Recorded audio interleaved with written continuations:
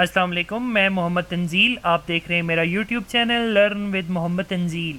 उम्मीद है आप लोग खैरियत से होंगे। हम वेब डेवलपमेंट सीरीज़ का लेक्चर 8 स्टार्ट करने जा रहे हैं। लेक्चर 7 में हमने प्रैक्टिकल एग्जांपल्स के साथ इम्प्लीमेंट किया HTML टेबल्स को। उसमें हमने देखा कैसे टेबल रोज़ क्रिएट करते हैं, उसके साथ साथ टेबल्स हेडिंग्स एंड कॉलम्स कैसे बनाते हैं। फिर हमने टेबल को विड्थ एंड बॉर्डर देना सीखा।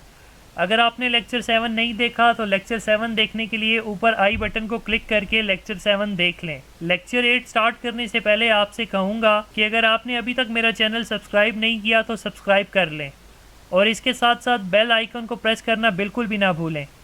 इससे मेरी हर आने वाली वीडियो आपको नोटिफिकेशन बार में मिलती रहेगी। लेक्चर 8 में हम प्रैक्टिकल एग्जाम्पल्स के साथ डिस्कस करने जा रहे हैं HTML फॉर्म्स को, जिसमें हम देखेंगे HTML फॉर्म्स क्या होते हैं और उनको कैसे बनाते हैं। इसके साथ साथ हम फॉर्म्स के एट्रीब्यूट्स को देखेंगे कि action, method and novalidate क्या होता है। इसके बाद हम देखेंगे फॉर्म्स एलिमेंट्स कौन कौन से होते हैं, जैसे कि input, label, select, text area और बटन्स। इसके बाद हम देखेंगे इनपुट टाइप्स कौन कौन सी होती हैं, जैसे button, check box, date, text box, password, radio button, email और फाइल। इसके बाद हम देखेंगे इनपुट एट्रीब्यूट्स कौन कौन से होते हैं, जैसे कि वैल्यू, रीड ओनली क्या होता है, डिसेबल्ड को कैसे यूज़ करते हैं, साइज़ को कैसे यूज़ करते हैं। लास्ट में हम लोग देखेंगे इनपुट फॉर्म्स एट्रीब्यूट्स के बारे में कि कौन कौन से एट्रीब्यूट्स हैं फॉर्म के, जैसे कि गेट एंड पोस्ट। जैसा कि आपको इस बात का नॉलेज है कि हम हर वीडियो में प्रोग्रामिंग के साथ साथ एक कंप्यूटर ट्रिक को भी सीखते हैं, तो इस वीडियो के लास्ट में मैं आपको कंप्यूटर ट्रिक के बारे में भी बताऊँगा, तो वीडियो को एंड तक लाजमी देखें। चले चलते हैं लैपटॉप की स्क्रीन पर, जहां हम प्रैक्टिकल एग्जांपल्स के साथ लेक्चर 8 को स्टार्ट करते हैं। तो हम लोग आ चुके हैं अपने लैपटॉप की स्क्रीन के ऊपर। आज के लेक्चर को स्टार्ट करने के लिए विजुअल स्टूडियो कोड को ओपन करते हैं। आज के लेक्चर की इम्प्लीमेंटेशन के लिए हम एक नई HTML की फ़ाइल क्रिएट करते हैं। फ़ाइल क्रिएट करने के लिए न्यू फाइल के आइकन को क्लिक किया। यहाँ पर हम नाम लिखते हैं lecture-8.html। तो हमारी ये फाइल क्रिएट हो चुकी है। अब इसमें मैं बेसिक HTML का स्ट्रक्चर लिख लेता हूँ। मेरा बेसिक HTML का स्ट्रक्चर रेडी हो चुका है। फॉर्म्स को इम्प्लीमेंट करने से पहले हम देखते हैं कि फॉर्म्स बेसिकली होते क्या हैं। फॉर्म्स का मकसद ये होता है कि यूज़र से इनपुट गेट करना या फिर यूज़र से इनपुट को कलेक्ट करना, और इनपुट गेट करने के बाद यूजुअली हम लोग यूज़र की इनपुट से सर्वर साइड प्रोसेसिंग करते हैं। तो अपने HTML पेज के अंदर फॉर्म को बनाने के लिए हम फॉर्म का टैग ओपन करते हैं। ये फॉर्म का टैग ओपन हुआ और फॉर्म का टैग बंद हुआ। फॉर्म्स के टैग के बाद हम देखते हैं कि फॉर्म्स के एट्रीब्यूट्स कौन कौन से होते हैं। सबसे पहला एट्रीब्यूट होता है एक्शन का। फॉर्म के अंदर हम लिखते हैं, फॉर्म के टैग के अंदर हम लिखते हैं एक्शन इक्वल टू। अब बेसिकली ये एक्शन होता क्या है? एक्शन से मुराद ये होती है कि जब भी फॉर्म सबमिट होगा उसके अंदर जो डेटा है वो डेटा किस जगह पर जाए, यानी कि किस पेज पर जाए, या फिर जो डेटा इनपुट किया हुआ है यूज़र ने उसके साथ क्या प्रोसेसिंग हो। सिंपल लफ्ज़ों में इसका मकसद ये होता है कि जो यूज़र ने इनपुट किया हुआ है डेटा, उसको किसी और पेज पर लेकर जाकर या फिर इसी पेज के ऊपर डेटा गेट करना, तो ये एक्शन का मकसद होता है। मैंने आपके लिए ये कमेंट कर दिया है। एक्शन क्या होता है? The action attribute defines the action to be performed when the form is submitted. उम्मीद है कि आपको एक्शन एट्रीब्यूट की समझ आ चुकी है। नेक्स्ट एट्रीब्यूट है फॉर्म का मेथड। अब मेथड क्या होता है? मेथड ये स्पेसिफाई करता है कि जो हम डेटा सबमिट कर रहे होते हैं फॉर्म के अंदर वो किस मेथड से सबमिट हो। तो मेथड हमारे पास दो किस्म के होते हैं। पहला मेथड होता है गेट का, दूसरा मेथड होता है पोस्ट का। अब मैं आपको बताता हूँ कि गेट कब यूज़ करते हैं और पोस्ट कब यूज़ करते हैं। गेट यूज़ करने से होता ये है कि जो भी हम डेटा सबमिट करते हैं गेट मेथड के थ्रू, वो हमारे URL के साथ अपेंड हो जाता है। तो इस वजह से हम गेट मेथड कभी भी यूज़ नहीं करते जब हम लोगों ने सेंसिटिव डाटा यूज़ करना हो या फिर सेंसिटिव डाटा यूज़र से सबमिट करवाना हो। एग्जाम्पल के तौर पर अगर आपने एक फॉर्म बनाया है, उस फॉर्म में आप यूज़र से इनपुट ले रहे हैं उसके क्रेडिट कार्ड नंबर की और इसके अलावा उस क्रेडिट कार्ड की पिन की। तो अगर आपने गेट का मेथड यूज़ किया हुआ है, गेट के मेथड को यूज़ करते हुए यूज़र जब फॉर्म सबमिट करेगा तो उसका क्रेडिट कार्ड नंबर और पिन URL में शो हो जाएगी, जो कि बिल्कुल भी नहीं होनी चाहिए। और इसके अलावा जो गेट मेथड की जो करैक्टर लिमिट होती है वो होती है 2048, यानी कि URL के अंदर मैक्सिमम जो डाटा गेट के थ्रू आ सकता है वो आ सकता है 2048 करैक्टर्स का। इसके अलावा हम गेट मेथड तब यूज़ करते हैं जब हम लोगों ने रिज़ल्ट को या फिर जो यूज़र ने फॉर्म सबमिट किया है उसको बुक मार्क करना हो। बुक मार्क से मुराद ये है कि उसको फर्दर आगे यूज़ करना हो उस डेटा को। गेट का मेथड इसलिए भी अच्छा है कि अगर हमने नॉन सिक्योर डाटा यूज़र से गेट करना हो तब हम लोग गेट का मेथड यूज़ करते हैं। नेक्स्ट अब हम बात करते हैं पोस्ट मेथड की। पोस्ट मेथड के थ्रू जब आप फॉर्म सबमिट करवाते हैं तो यूज़र जो फॉर्म फिल करता है उसका डाटा यूआरएल के अंदर शो नहीं होता। तो इसका मतलब ये हुआ कि जब भी हमने कोई भी डाटा, कोई सेंसिटिव डाटा यूज़र से इनपुट करवाना होगा तो हम लोग उसको पोस्ट मेथड के थ्रू सबमिट करवाएंगे। और इसके बाद पोस्ट के अंदर कोई साइज़ लिमिट नहीं होती, जितने मर्जी बड़ा डाटा है, जितना मर्जी यूज़र इनपुट कर ले, पोस्ट का मेथड उसको हैंडल कर लेता है। पोस्ट मेथड यूज़ करते हुए हम कभी भी यूज़र की इनपुट को बुक मार्क नहीं कर सकते। अभी हम गेट और पोस्ट को प्रैक्टिकल एग्जांपल्स के साथ देखते हैं, तब आपको बेहतर समझ आ जाएगी। इन दोनों को मैं कमेंट कर देता हूं ताकि आपके लिए जब भी आप दोबारा ये फाइल खोलें तो आपको पता चल जाए कि गेट मेथड क्यों यूज़ होता है और पोस्ट मेथड क्यों यूज़ होता है। नेक्स्ट हमारा एट्रीब्यूट है फॉर्म का, वो है नो वैलिडेट। वैलिडेट का अगर मैं लफ्जी मतलब आपको बताऊं तो वैलिडेट का मतलब ये होता है कि जांचना, यानी कि डेटा को अगर हम डेटा की फॉर्म में वैलिडेट को देखें तो उसका मतलब होता है जांचना या फिर डेटा को चेक करना। तो इसी तरीके से नो वैलिडेट का मतलब है कि डेटा को वैलिडेट नहीं करना। इसका मतलब ये होता है कि जो भी हम लोग वैलिडेशन लगाते हैं यूज़र एंड के ऊपर कि यूज़र जो है वो टेक्स्ट बॉक्स लाजमी फिल करे, तो ये वाला एट्रीब्यूट नो वैलिडेट उसको ख़त्म कर देता है। यानी कि जो भी हम लोगों ने वैलिडेशन लगाई हुई है उस वैलिडेशन को ये बाईपास कर देता है। मैंने आपके लिए नो वैलिडेट की डिस्क्रिप्शन कमेंट कर दी है। It specifies that the form data input, यानी कि जो यूज़र ने फॉर्म डाटा इनपुट किया हुआ है, should not be validated when submit, यानी कि जब भी फॉर्म सबमिट होगा तो वो डेटा जो उसने इनपुट किया हुआ है उसके ऊपर कोई भी वैलिडेशन नहीं लगानी। तो ये नो वैलिडेट होता है। इसको भी हम प्रैक्टिकल एग्जांपल्स के साथ देखते हैं। नेक्स्ट अब हम देखते हैं कि फॉर्म के एलिमेंट्स कौन कौन से होते हैं। अगर मैं चाहता हूँ कि यूज़र से मैं टेक्स्ट डाटा इनपुट लूँ, यानी कि यूज़र उसके अंदर टेक्स्ट लिख सके, तो टेक्स्ट को इनपुट करवाने के लिए मैं इनपुट टाइप, इनपुट का ये एक एलिमेंट है इनपुट टाइप इक्वल टू, अगर मैंने यूज़र से टेक्स्ट लेना है तो मैं टाइप लिखूंगा input type is equal to text. Text मैंने लिखी, इसका मैं नाम दे देता हूँ नेम इक्वल टू, एग्जांपल के तौर पर मैं यूज़र से उसका फ़र्स्ट नेम लेना चाह रहा हूँ। तो हर फील्ड का, हर एलिमेंट का कोई ना कोई नाम लाजमी होता है।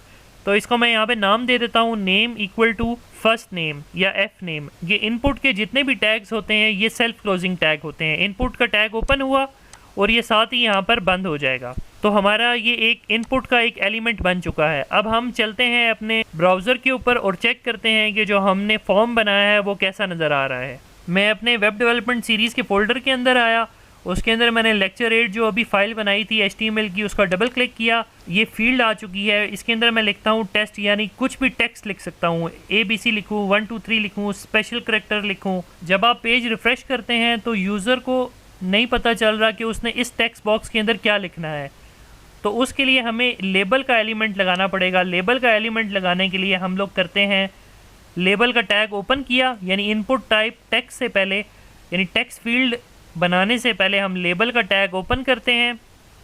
लेबल का टैग ओपन हुआ, यहाँ पर हम लिख देते हैं कि लेबल हम किस लिए बना रहे हैं। तो वो हम लेबल का एट्रीब्यूट है फॉर इक्वल टू, हम लेबल बना रहे हैं फर्स्ट नेम के लिए, फर्स्ट नेम, एफ नेम में लिख देता हूँ।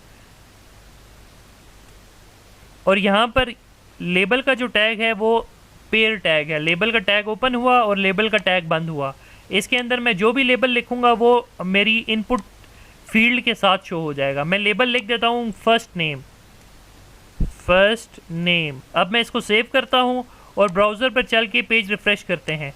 पेज रिफ़्रेश किया, आप देख रहे हैं जब यूज़र आएगा इस पेज के ऊपर तो उसको पता चल जाएगा कि उसने इस जगह पर फर्स्ट नेम इंटर करना है।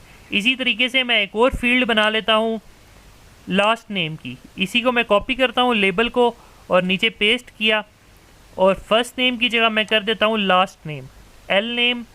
उसके बाद फिर आ जाएगा यहाँ पर लास्ट नेम, और यहाँ पर दोबारा से इसका नेम आ जाएगा एफ नेम की बजाय मैं इसको कर देता हूँ लास्ट नेम, एल और नेम। अब मैं इसको सेव करता हूँ और ब्राउज़र पे चल के रिफ़्रेश करते हैं। मैंने पेज को रिफ़्रेश किया, आप देख रहे हैं कि यूज़र यहाँ पर फर्स्ट नेम इनपुट करेगा और यहाँ पर लास्ट नेम इनपुट करेगा। तो हमने ये 2 लेबल या फिर 2 एलिमेंट फॉर्म के बनाना सीख लिए हैं, जिसमें हम लोगों ने first name as a text लिया और last name as a text लिया। नेक्स्ट अब हम देखते हैं कि सेलेक्ट का एलिमेंट या फिर ड्रॉप डाउन का एलिमेंट हम कैसे बना सकते हैं। तो ड्रॉप डाउन बनाने के लिए हम यहाँ पे एक और लेबल डालते हैं, जिसमें हम यूज़र से ये पूछेंगे कि आपका जेंडर क्या है। आप एक लेबल मैंने डाला, यहाँ पर मैंने लेबल को लिख दिया जेंडर और फॉर लिख दिया जेंडर, यानी कि ये लेबल मैं किस लिए ले रहा हूँ, जेंडर के लिए। अब सेलेक्ट ऑप्शन बनाने के लिए या फिर ड्रॉप डाउन बनाने के लिए HTML के फॉर्म का एलिमेंट है सेलेक्ट। मैं यहाँ पर लिखता हूँ सेलेक्ट, उसके बाद मैं इसको नेम दे दूंगा। जिस तरीके से आपने ये चीज़ याद रखनी है कि जो भी आप फॉर्म का एलिमेंट बनाएंगे उसको नेम आपने लाजमी देना है। ये नेम आगे चलकर सर्वर साइड प्रोसेसिंग के लिए यूज़ होता है। सेलेक्ट, इसका मैंने नाम दे दिया नेम इक्वल टू जेंडर, यानी कि ये मैं सेलेक्ट आइटम क्यों बना रहा हूँ, जेंडर गेट करने के लिए। सेलेक्ट का टैग ओपन हुआ था, इसको मैंने बंद किया। अब मैं इसको सेव करता हूँ और जाके चेक करते हैं ब्राउज़र पर। ब्राउज़र पे आया, पेज को रिफ़्रेश किया, आप देख रहे हैं कि जेंडर का लेबल आ चुका है, लेकिन सेलेक्ट के अंदर कोई ऑप्शन नहीं है। ऑप्शन डालने के लिए मैं टैग यूज़ करूँगा ऑप्शन का टैग ओपन किया और ऑप्शन का टैग बंद किया। इसके अंदर मैं जो भी टेक्स्ट लिखूंगा वो मेरी ड्रॉप डाउन या फिर ऑप्शन के अंदर शो हो जाएगा। मैं यहाँ पर पहले नंबर पे लिखता हूँ मेल और इसी को कॉपी करता हूँ और एक और ऑप्शन देता हूँ फीमेल की।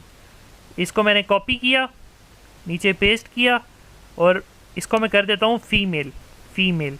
पेज को सेव किया, मैंने सेव किया और चेक करते हैं ब्राउज़र पर। पेज को रिफ़्रेश किया, आप देख रहे हैं कि अब ऑप्शंस आ चुकी हैं। पहली ऑप्शन है मेल की और दूसरी ऑप्शन है फीमेल की। आप देख रहे हैं कि कैसे फॉर्म बन रहा है। यानी अगर आपने यूज़र से ये गेट करना है कि उसका फर्स्ट नेम क्या है, उसका लास्ट नेम क्या है, उसका जेंडर क्या है। इसके बाद हम नेक्स्ट देखते हैं वैल्यू के एट्रीब्यूट। अब हम ये चाहते हैं कि जब भी पेज रिफ्रेश हो, जब भी हमारे पास फॉर्म सामने आए तो डिफ़ॉल्ट पे फर्स्ट नेम लिखा आ जाए। तो कोई भी चीज़ डिफ़ॉल्ट में देने के लिए हम यूज़ करते हैं वैल्यू। इनपुट टाइप टेक्स्ट के अंदर जो फर्स्ट नेम मैंने लिखा हुआ है इसको मैं वैल्यू देता हूँ, वैल्यू इक्वल टू जो भी मैं यहाँ पर वैल्यू दूंगा। मैं यहाँ पर वैल्यू देता हूँ तंजील। सेव किया और चलते हैं ब्राउज़र पर। पेज को रिफ़्रेश किया, आप देख रहे हैं कि ये डिफ़ॉल्ट पे वैल्यू लिखी आ चुकी है। यानी अगर आपने कोई भी वैल्यू डिफ़ॉल्ट पे देनी है अपने फॉर्म के अंदर तो वो हम वैल्यू एट्रीब्यूट के थ्रू देंगे। सेलेक्ट बॉक्स को वैल्यू देने के लिए हम ऑप्शन के अंदर वैल्यू का एट्रीब्यूट यूज़ करते हैं, वैल्यू इक्वल टू मेल। और इसी तरीके से फीमेल को वैल्यू देने के लिए वैल्यू इक्वल टू फीमेल। अभी तक हम देख चुके हैं कि फॉर्म कैसे बनाते हैं, उसके बाद हम लोग लेबल कैसे बनाते हैं, उसके बाद टेक्स्ट फील्ड्स कैसे बनाते हैं, उसके बाद नेक्स्ट हमने देखा कि हम कैसे सेलेक्ट ऑप्शन बना सकते हैं या फिर ड्रॉप डाउन बना सकते हैं। अब नेक्स्ट हम देखते हैं कि अगर हमने कोई पैराग्राफ या फिर बड़ा टेक्स्ट यूज़र से इनपुट करवाना हो टेक्स्ट एरिया के अंदर, या फिर यूज़र से कोई मैसेज इनपुट करवाना हो। अब मैं यूज़र से उसका मैसेज इनपुट करवाने के लिए मैं एक लेबल लगाता हूँ, लेबल फॉर मैसेज। लेबल का नाम मैंने यहाँ पर लिख दिया मैसेज, यानी जो शो होगा ब्राउज़र के ऊपर। और यहाँ पर मैं लगाऊंगा टेक्स्ट एरिया। अब टेक्स्ट एरिया लगाने के लिए मैं टेक्स्ट एरिया का टैग ओपन करूँगा, टेक्स्ट एरिया टैग ओपन किया, टैग को बंद किया। इसके अंदर मैं नेम दे देता हूँ इसको मैसेज का। ये मैंने टेक्स्ट एरिया बना लिया। अब चलते हैं ब्राउज़र पर और रिफ़्रेश करते हैं पेज को। तो रिफ़्रेश करने के बाद आप देख रहे हैं कि ये टेक्स्ट एरिया आ चुका है। इसको मैं एक्सपेंड भी कर सकता हूँ, छोटा भी कर सकता हूँ और बड़ा भी कर सकता हूँ। नेक्स्ट अब हम देखते हैं कि हमने यूज़र से अगर मल्टीपल सिलेक्शन करानी हो, यानी कि मैं उससे पूछना चाह रहा हूँ कि आपकी फेवरेट गाड़ी कौन कौन सी कंपनी की है, तो उसके लिए मैं यूज़ करूँगा चेक बॉक्स। अब चेक बॉक्स बनाने के लिए मैं यूज़ करता हूँ input type equal to check box. यहाँ पर मैं इसको नेम दे देता हूँ, नेम मैं दूंगा कार्स का। नेम लिखने के बाद मैं वैल्यू इसको दे देता हूँ होंडा। इसको मैं सेव करता हूँ और ब्राउज़र पर चेक करते हैं। पेज को रिफ़्रेश किया, ये हमारा चेक बॉक्स बन चुका है। अब इसको मैं लेबल दे देता हूँ ताकि यूज़र को पता चले कि ये चेक बॉक्स किसका है। तो लेबल देने के लिए मैं लेबल को कॉपी करता हूँ। इस लेबल को मैंने कॉपी किया, नीचे पेस्ट किया। पेस्ट करने के बाद मैं लेबल यहाँ पर दे देता हूँ होंडा का, यानी कि ये वाला लेबल मैं होंडा के लिए यूज़ कर रहा हूँ। और इसका और जो टेक्स्ट शो होना है ब्राउज़र पर वो यहाँ पर मैं लिख देता हूँ। अब सेव करके ब्राउज़र पर चेक करते हैं। पेज को रिफ़्रेश किया तो होंडा लिखा आ गया। इसके बाद अगर आप चाहते हैं कि ये होंडा इससे पहले शो हो चेक बॉक्स से, तो लेबल को उठा के आप इनपुट टाइप चेक बॉक्स से पहले लिख देंगे। मैं इसको नीचे से कट किया, ऊपर पेस्ट किया और सेव किया और पेज को रिफ़्रेश किया, तो आप देख रहे हैं कि होंडा पहले आ चुका है और उसके बाद चेक बॉक्स आ गया है। अब नेक्स्ट मैं इसको ऑप्शन देता हूँ, इसी को मैं कॉपी करता हूँ, नीचे पेस्ट करता हूँ।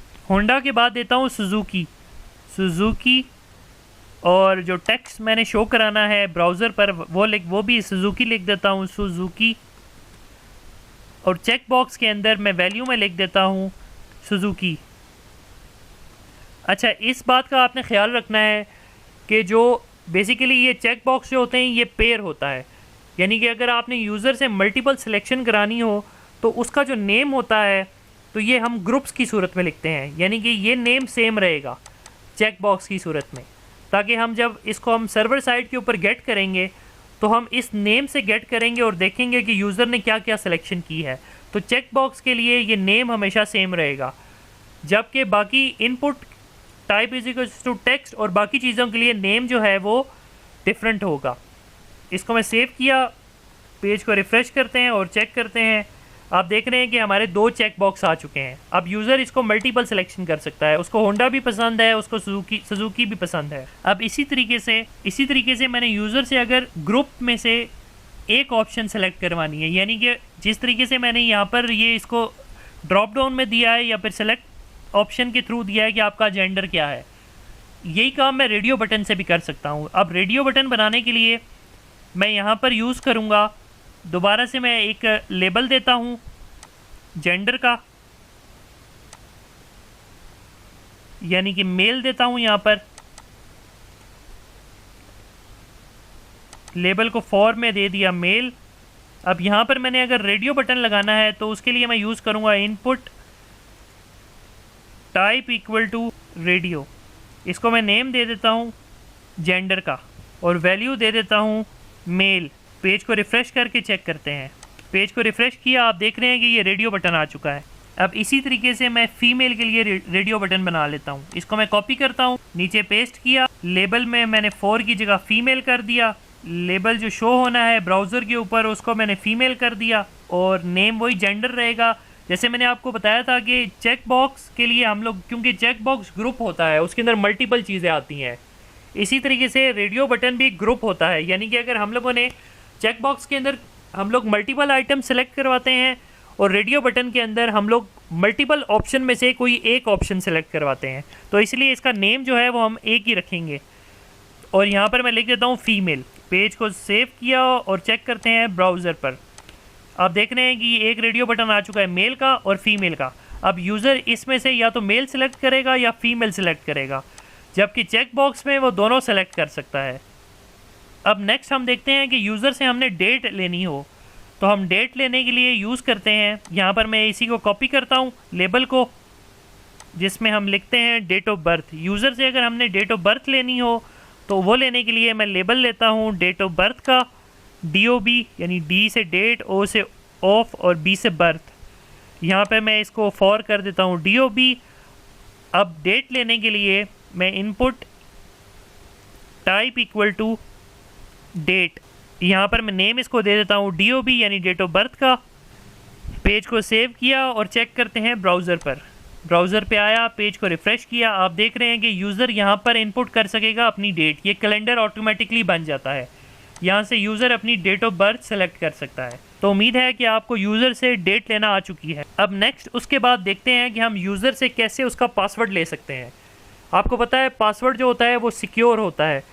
पासवर्ड हम लोग टेक्स्ट फील्ड के अंदर भी ले सकते हैं, यानी कि यूज़र से यहाँ पर भी हम लोग पासवर्ड इनपुट करवा सकते हैं। लेकिन जब यूज़र यहाँ पर पासवर्ड इनपुट करेगा तो साथ बैठा कोई भी बंदा उस पासवर्ड को देख सकता है। तो प्राइवेसी रखने के लिए हम लोग एलिमेंट यूज़ करते हैं या फिर हम टाइप यूज़ करते हैं इनपुट की password, input type equal to password. Name मैं इसको दे देता हूँ पासवर्ड का।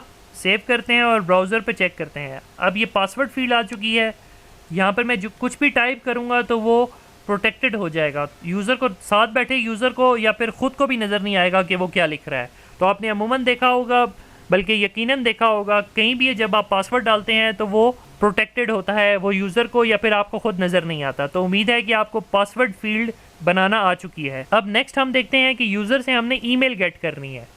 तो ईमेल गेट करने के लिए मैं एक लेबल लगाता हूँ, इसको मैंने कॉपी किया, नीचे पेस्ट किया, यहाँ पर मैं लिख देता हूँ ईमेल, ईमेल, और फॉर में भी लिख देता हूँ ईमेल। अब ईमेल गेट करने के लिए हम input type equal to email use करते हैं। Input type equal to email, name भी ईमेल आ गया, इसको सेव किया, पेज को रिफ़्रेश किया तो आप देखेंगे ये बिल्कुल टेक्स्ट बॉक्स की तरह ही है। लेकिन इसमें जब हम फॉर्म को सबमिट करेंगे, इसमें ईमेल हम अगर नहीं लिखेंगे, यानी @ और .com इंक्लूड नहीं करवाएंगे, तो वो आपको एरर देगा कि आप ईमेल ही लिखें। तो अगर आपने यूज़र से ईमेल इनपुट करवानी है तो उसकी टाइप हमेशा आप ईमेल लिखेंगे। अब नेक्स्ट हम देखते हैं कि यूज़र से अगर हम लोगों ने पिक्चर इनपुट करवानी है या फिर पिक्चर अपलोड करानी है, तो उसके लिए मैं एक लेबल डालता हूँ पिक्चर का। इस लेबल को मैंने कॉपी किया, यहाँ पर नीचे पेस्ट करता हूँ और यहाँ पर लिख देता हूँ अपलोड पिक्चर। अब पिक्चर अपलोड करवाने के लिए हम यूज़ करते हैं input type equal to file, और नेम इसको मैं दे देता हूँ पिक्चर का। अब फाइल की जगह हम पिक्चर के अलावा कुछ भी अपलोड कर सकते हैं, यानी कोई भी चीज़ अगर हमने अटैच करवानी है, कोई भी वर्ड का document, PDF file, picture, JPG, PNG, कुछ भी हम लोग यहाँ पर अपलोड कर सकते हैं। तो मैंने ये टैग बंद किया, सेव किया और चेक करते हैं ब्राउज़र पर, पेज को रिफ़्रेश करते हैं। आप देख रहे हैं कि ये आ चुका है चूज़ फाइल। यहाँ से मैं कुछ भी चूज़ कर सकता हूँ, जैसे ये पिक्चर मैं अपलोड करता हूँ, ये पिक्चर अब अपलोड हो चुकी है। अब नेक्स्ट हम लोग देखते हैं इनपुट के एट्रीब्यूट्स के बारे में। जैसे कि आपको ये फर्स्ट टाइम जैसे कि फर्स्ट नेम के अंदर हम लोगों ने वैल्यू डिफ़ॉल्ट पे दे दी थी वैल्यू एट्रीब्यूट के थ्रू। अब मैं ये चाहता हूँ कि जब भी यूज़र आए तो उसका फर्स्ट नेम हमेशा यहाँ पर लिखा रहे और उसको वो चेंज ना कर सके। तो इसको मैं फिक्स करने के लिए, रीड ओनली करने के लिए, सिर्फ वो रीड कर सके। तो रीड करने के लिए अभी मैं यहाँ पे टाइप करना चाहूँ तो मैं कुछ भी टाइप कर सकता हूँ, लेकिन अगर मैं यूज़र को रिस्ट्रिक्ट कराना चाह रहा हूँ कि वो इसको चेंज ना कर सके, तो मैं इनपुट के अंदर एट्रीब्यूट यूज़ करता हूँ, वो होता है रीड ओनली का। रीड ओनली, इसको मैं सेव किया, पेज को रिफ़्रेश किया, तो यहाँ पर अब ये कुछ भी मैं इंटर नहीं कर सकता, अब ये रीड ओनली हो चुका है। ठीक है, अब नेक्स्ट हम देखते हैं कि हम किसी भी फील्ड को डिसेबल कैसे करा सकते हैं। अब डिसेबल कराने के लिए मैं ये चाहता हूँ कि ये जेंडर वाला ड्रॉप डाउन मैं डिसेबल करा दूँ। तो डिसेबल कराने के लिए, डिसेबल से मुराद ये है कि यूज़र इसमें कुछ सेलेक्ट ना कर सके। तो डिसेबल कराने के लिए मैं सेलेक्ट के एट्रीब्यूट दे दूँगा डिसेबल्ड। इसको मैं सेव करता हूँ और ब्राउज़र पर चेक करते हैं, पेज को रिफ़्रेश किया तो अब ये डिसेबल हो चुका है, मैं इसको सेलेक्ट नहीं कर सकता। आप देख रहे हैं कि इसको मैं सेलेक्ट नहीं कर सकता। अब नेक्स्ट हम देखते हैं कि हम लास्ट नेम के टेक्स्ट बॉक्स का साइज़ बड़ा करना चाहते हैं। तो साइज़ को बड़ा करने के लिए लास्ट नेम के इनपुट के अंदर मैं एट्रीब्यूट दे दूंगा साइज़ का। साइज़ इक्वल टू 20 या बल्कि 100 करके चेक करते हैं, 100, और सेव किया, पेज को रिफ़्रेश किया तो आप देख रहे हैं कि इसका साइज़ 100 पिक्सल तक हो चुका है। इसी तरीके से अगर मैं 50 करना चाहूँ तो यहाँ पर मैं 50 लिख देता हूँ, 50 करके सेव किया, पेज को रिफ़्रेश किया तो ये 50 हो चुका है। तो उम्मीद है कि आपको किसी भी इनपुट टाइप का साइज़ देना आ चुका है। अब नेक्स्ट हम देखते हैं कि हम ये यूज़र को रिस्ट्रिक्ट कराना चाहते हैं कि वो मैक्सिमम लास्ट नेम के अंदर 5 डिजिट्स लिख सके या फिर 5 कैरेक्टर्स लिख सके, तो उसको हम मैक्स लेंथ दे देंगे। ये एक और एट्रीब्यूट है इनपुट का, मैक्स लेंथ 5। पेज को रिफ़्रेश करते हैं, रिफ़्रेश करने के बाद ये मैंने first, second, third, fourth, fifth, अब सिक्स्थ में लिख रहा हूँ तो वो मुझे नहीं लिखने दे रहा। तो यहाँ से हम यूज़र को रिस्ट्रिक्ट कर सकते हैं मैक्स लेंथ के थ्रू कि वो मैक्सिमम लेंथ जितनी भी आप उसको देना चाहें, यूज़र फिर उतनी ही लेंथ लिख सकेगा या फिर दे सकेगा। अब नेक्स्ट हम देखते हैं प्लेस होल्डर के एट्रीब्यूट को। मैं चाह रहा हूँ कि जब भी यूज़र इस फॉर्म के ऊपर आए या फिर इस पेज को ओपन करे तो ईमेल के टेक्स्ट बॉक्स के अंदर एक प्लेस होल्डर लिखा है कि प्लीज़ इंटर योर ईमेल। यहाँ पर मैं एट्रीब्यूट देता हूँ प्लेस होल्डर का। प्लेस होल्डर मैं लिख देता हूँ please inter your email. File को सेव करते हैं और चेक करते हैं ब्राउज़र के ऊपर, पेज को रिफ़्रेश किया, आप देख रहे हैं कि प्लेस होल्डर आ चुका है, प्लीज़ इंटर योर ईमेल। जब मैं इसके अंदर अपनी ईमेल लिखूंगा तो वो प्लेस होल्डर गायब हो जाता है। तो उम्मीद है कि आपको प्लेस होल्डर देना आ चुका है। इसी तरीके से आप यहाँ पर लिख सकते हैं please inter your last name, please inter your first name. Next अब हम देखते हैं रिक्वायर्ड एट्रीब्यूट को। मैं ये चाह रहा हूँ कि ये जो हमने फॉर्म बनाया है इसके अंदर नेम, फर्स्ट नेम और ईमेल जो है वो रिक्वायर्ड हो, यानी रिक्वायर्ड से मुराद ये है कि वो लाजमी यूज़र फिल करे, उसके बगैर ये फॉर्म ही सबमिट ना हो। तो उसके लिए मैं एट्रीब्यूट यूज़ करूँगा। फर्स्ट नेम के अंदर मैं एट्रीब्यूट यूज़ करता हूँ इनपुट के अंदर रिक्वायर्ड का, रिक्वायर्ड। इसी तरीके से मैं चाह रहा हूँ कि लास्ट नेम भी रिक्वायर्ड हो। इसको मैंने कॉपी किया, लास्ट नेम, यानी जहाँ जहाँ पर भी आप चाह रहे हैं कि वो फील्ड रिक्वायर्ड हो तो आप रिक्वायर्ड का एट्रीब्यूट यूज़ कर सकते हैं। अब मैं चाहता हूँ कि ईमेल भी रिक्वायर्ड हो, तो यहाँ पर मैं आकर प्लेस होल्डर के बाद या उससे पहले भी रिक्वायर्ड का एट्रीब्यूट यूज़ करके सेव कर दिया।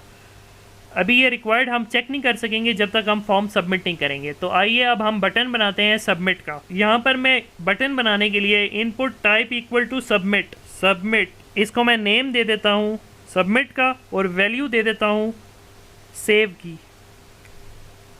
तो मैं अपना बटन बना चुका हूँ। अब चेक करते हैं ब्राउज़र पर, पेज को रिफ़्रेश किया तो आप देख रहे हैं कि ये सेव का बटन बन चुका है। अब मैं चाह रहा हूँ कि सेव की जगह सबमिट आ जाए या फिर कुछ भी लिखा आ जाए जो आप चाहते हैं। तो मैं वैल्यू के अंदर कुछ भी लिखूँगा या फिर मैं यहाँ पर लिखता हूँ सबमिट, तो वो वहाँ पर शो हो जाएगा, यानी वैल्यू के अंदर हम जो चीज़ लिखेंगे वो बटन का टेक्स्ट बन जाएगा। अब मैंने सबमिट लिख के पेज को रिफ़्रेश किया तो यहाँ पर बटन का टेक्स्ट आ चुका है सबमिट का। अब हमारा फॉर्म कंप्लीट हो चुका है। अब चेक करते हैं अपने मेथड्स को। सबसे पहले मैं यूज़ करता हूँ मेथड गेट को। मैं गेट को यूज़ किया, पेज को रिफ़्रेश करते हैं। जैसा कि मैं आपको बता चुका हूँ कि गेट यूज़ करते हुए हम जब भी फॉर्म सबमिट करेंगे तो जो डाटा यूज़र ने फॉर्म के अंदर लिखा होगा वह यूआरएल में शो हो जाएगा। मैं पहले फॉर्म फिल कर लूँ फिर सबमिट करते हैं। फॉर्म में फिल कर चुका हूँ, अब पेज को सबमिट करते हैं। तो सबमिट करने के बाद आप देख रहे हैं कि जो मैंने टेक्स्ट लिखा था, जो मैंने इनपुट किया था, वो यूआरएल के अंदर शो होना शुरू हो गया। First name Tanzeel, last name, उसके बाद नेक्स्ट मैसेज, उसके बाद कार्स जो मैंने सेलेक्ट की थी होंडा, तो उसके बाद डेट ऑफ बर्थ, फिर पासवर्ड, उसके बाद ईमेल एड्रेस और पिक्चर जो मैंने अपलोड की थी। तो आप देख रहे हैं कि ये कितना बड़ा नुकसान है गेट को यूज़ करने का। इसके फ़ायदे भी हैं। फ़ायदे ये हैं कि अगर हम लोगों ने डाटा को बुक मार्क करना हो तब हम गेट यूज़ करते हैं। अब हम यूज़ करते हैं पोस्ट को।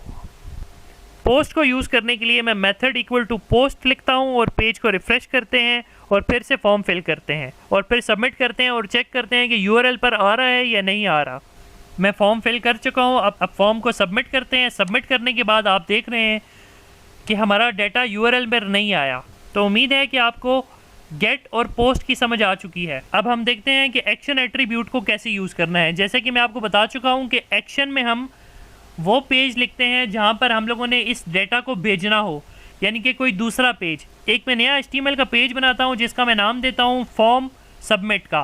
तो वहाँ पर हम चेक करते हैं कि जब फॉर्म सबमिट होगा तो वो एक्शन वाले पेज पर जा रहा है या फिर नहीं जा रहा। मैं एक पेज बना लेता हूँ। तो मैंने ये एक पेज बना लिया है HTML का फॉर्म सबमिट का। तो यहाँ पर मैं कुछ भी टेक्स्ट लिख देता हूँ कि फॉर्म सबमिटेड। तो मैंने एक ये नया पेज बना लिया है, उसका नाम मैंने रख दिया है फॉर्म सबमिट का।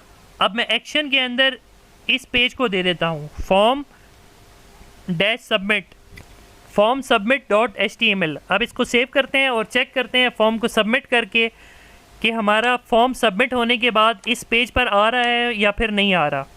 मैं फॉर्म को फिल कर लेता हूँ और उसके बाद सबमिट करते हैं। फॉर्म को फिल करने के बाद मैं सबमिट किया तो आप देख रहे हैं कि हम दूसरे पेज पर जो एक्शन में हमने दिया था हम वहाँ पर लैंड कर चुके हैं या फिर आ चुके हैं। यहाँ पर हम सर्वर साइड प्रोग्रामिंग लैंग्वेज या फिर बैकएंड प्रोग्रामिंग लैंग्वेज के थ्रू जो यूज़र ने डाटा इनपुट किया है उसको गेट करने के बाद प्रोसेस करेंगे फर्दर। लेकिन अभी हम उसको नहीं कर रहे, वो बैकएंड लैंग्वेज का हिस्सा है। हम लोग अभी फ्रंट एंड लैंग्वेज को देख रहे हैं, तो वो हम इंशाल्लाह नेक्स्ट लेक्चर्स के ऊपर करेंगे। उसके बाद हम देखते हैं कि नो वैलिडेट का क्या यूज़ है। अभी आप देख रहे हैं कि हम लोगों ने यहाँ पर रिक्वायर्ड लगाया हुआ है, फर्स्ट नेम रिक्वायर्ड किया हुआ है, लास्ट नेम भी रिक्वायर्ड किया हुआ है और इसके अलावा ईमेल भी रिक्वायर्ड की हुई है। लेकिन नो वैलिडेट हमने एट्रीब्यूट यूज़ किया हुआ है फॉर्म का। तो इसका मतलब ये है कि जो भी हमने वैलिडेशन लगाई हुई है ये रिक्वायर्ड बेसिकली वैलिडेशन है कि यूज़र लाजमी फर्स्ट नेम, लास्ट नेम और ईमेल लिखे। हम लोगों ने नो वैलिडेट का एट्रीब्यूट यूज़ किया हुआ है, इस वजह से वो बग़ैर फर्स्ट नेम, लास्ट नेम और ईमेल लिखे बगैर वो फॉर्म को सबमिट कर रहा है। एक दफ़ा मैं आपको दोबारा बता देता हूँ। यहाँ पर फर्स्ट नेम तो लिखा हुआ है, लास्ट नेम मैं छोड़ देता हूँ और ईमेल भी मैं नहीं लिखता और पेज को सबमिट करता हूँ तो आप देख रहे हैं कि वो सबमिट करने दे रहा है, जबकि हमने उसको कहा हुआ है कि आपने ये रिक्वायर्ड रखनी है। अब मैं नो वैलिडेट को हटाता हूँ और पेज को सेव करता हूँ और रिफ़्रेश करते हैं। रिफ़्रेश करने के बाद अब मैं सबमिट करता हूँ। जब मैं सबमिट करूँगा तो आप देख रहे हैं कि वो वैलिडेट कर रहा है और बता रहा है कि आपने लास्ट नेम जो है वो रिक्वायर्ड है, आपने लिखा नहीं है।